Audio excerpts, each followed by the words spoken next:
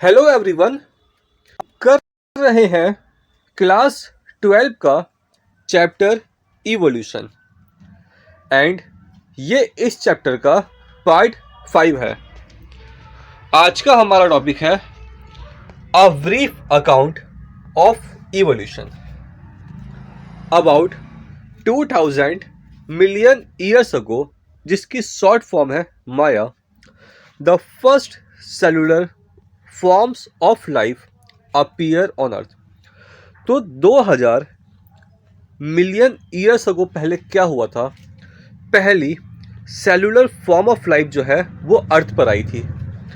And जो पहली cellular form of life थी ये बनी किससे थी? तो ये बनी थी non cellular aggregates of giant molecules से, जैसे कि आरएनए, डीएनए, प्रोटीन्स। तो इन सब से ये बने थे सेल्स। नाउ ये जो नॉन सेलुलर जाइंट मॉलिक्यूल्स थे ये एग्रीगेट्स हुए एंड इन्होंने सेल कैसे बनाया ये हमें नहीं पता है।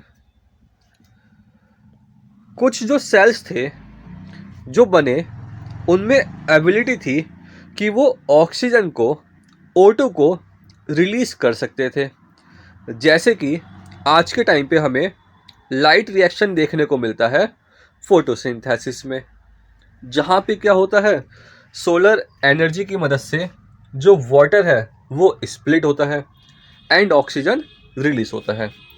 वैसा ही कुछ प्रोसेस जो है वो यहाँ पे रहा होगा। Slowly single cell organism become multicellular life forms. Now धीरे धीरे क्या हुआ, जो सिंगल सेल ऑर्गेनिज्म है वो कन्वर्ट हुए मल्टी सेलुलर फॉर्म्स में।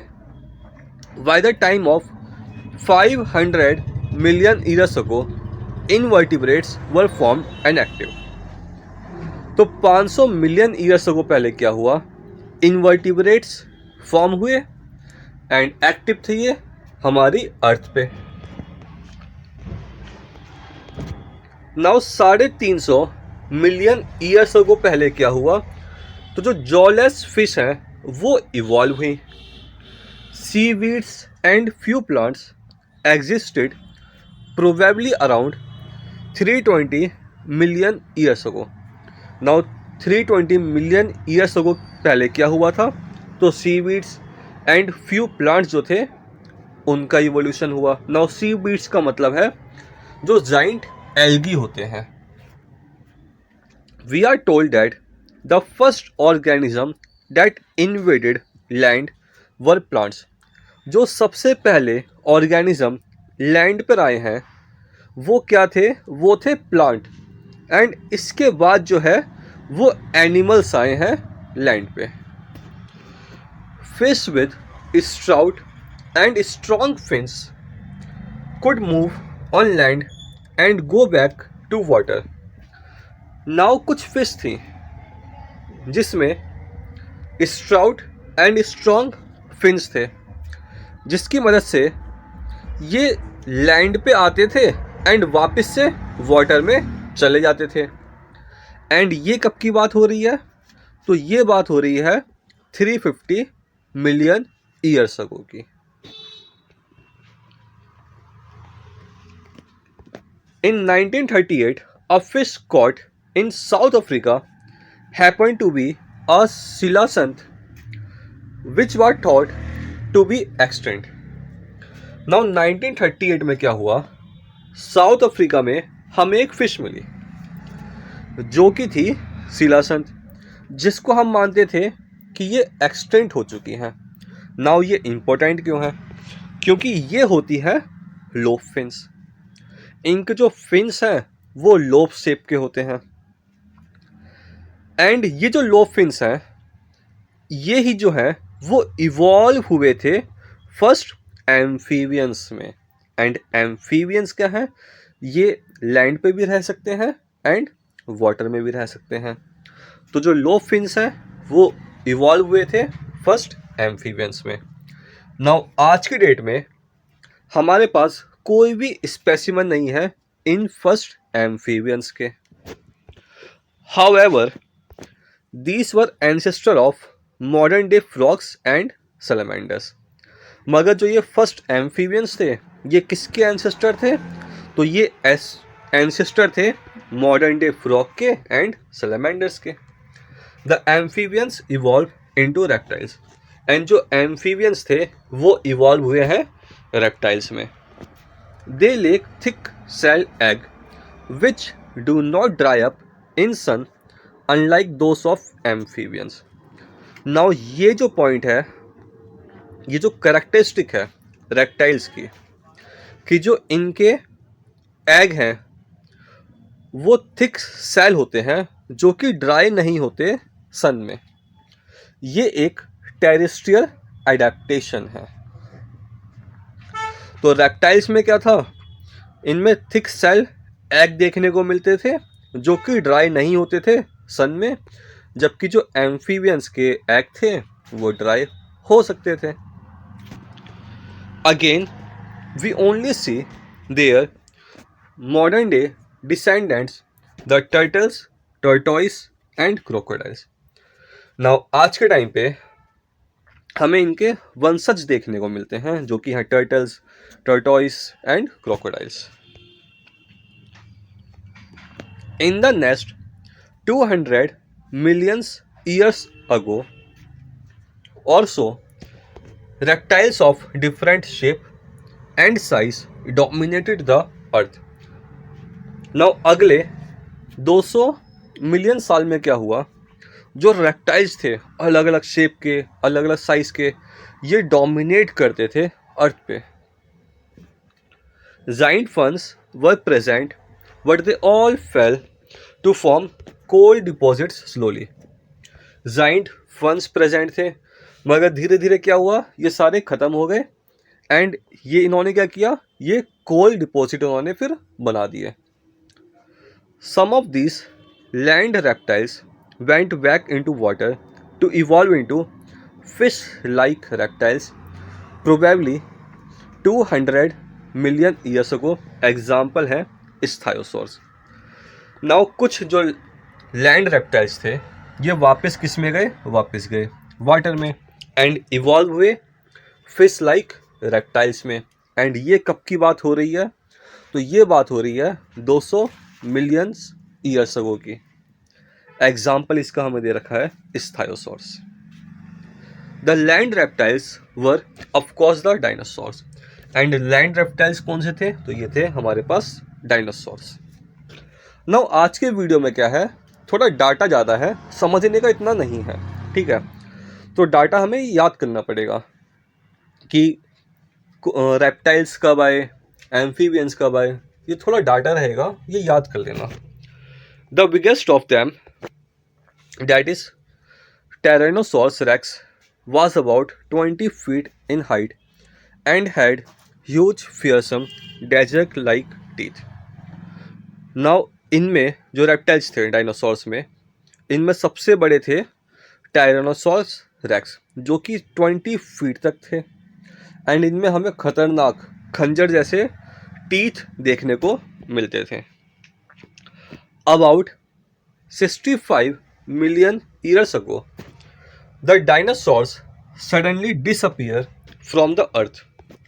Now 65 million years ago क्या हुआ? जो डायनासोर्स हैं वो अर्थ से ख़त्म हो गए.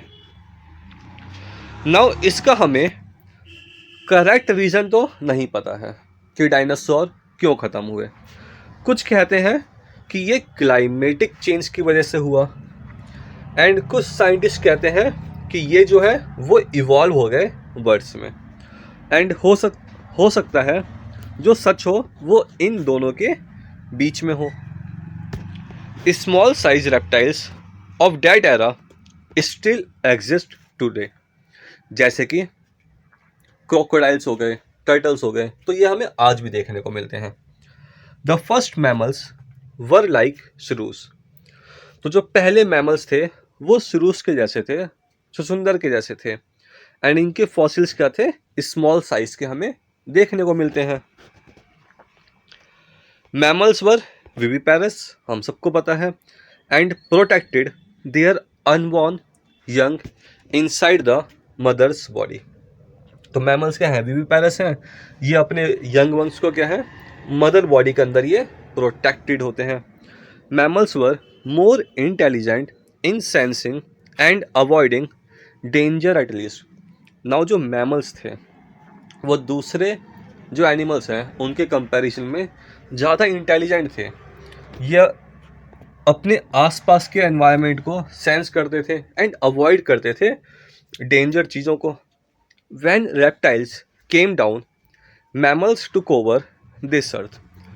नाउ जैसे ही जो रेप्टाइल्स का डोमिनेशन है अर्थ पे कम हुआ तो जो मैमल्स हैं इनका जो डोमिनेशन है वो बढ़ गया। There were in South America mammals resembling horse, hippopotamus, bear, rabbit, etc. Due to continental drift, when South America joined North America, these animals were overridden by North American fauna. Now देखो south America में क्या था, horse के जैसे, hippopotamus के जैसे, beer and rabbit के जैसे हमें एनिमल्स देखने को मिलते थे। मगर जब कॉन्टिनेंटल ड्रिफ्ट हुआ and south America and north America join हुए तो जो नॉर्थ अमेरिका के एनिमल्स थे इनकी वजह से क्या हुआ, जो साउथ अमेरिका के मैमल्स थे वो सरवाइव नहीं कर पाए, वो कॉम्पीट नहीं कर पाए नॉर्थ अमेरिका के मैमल्स के साथ, उनके एनिमल्स के साथ। तो धीरे धीरे जो साउथ अमेरिका के एनिमल्स थे वो खत्म हो गए। Due to the same continental drift pouch mammals of Australia survive because of lack of competition from any other mammal.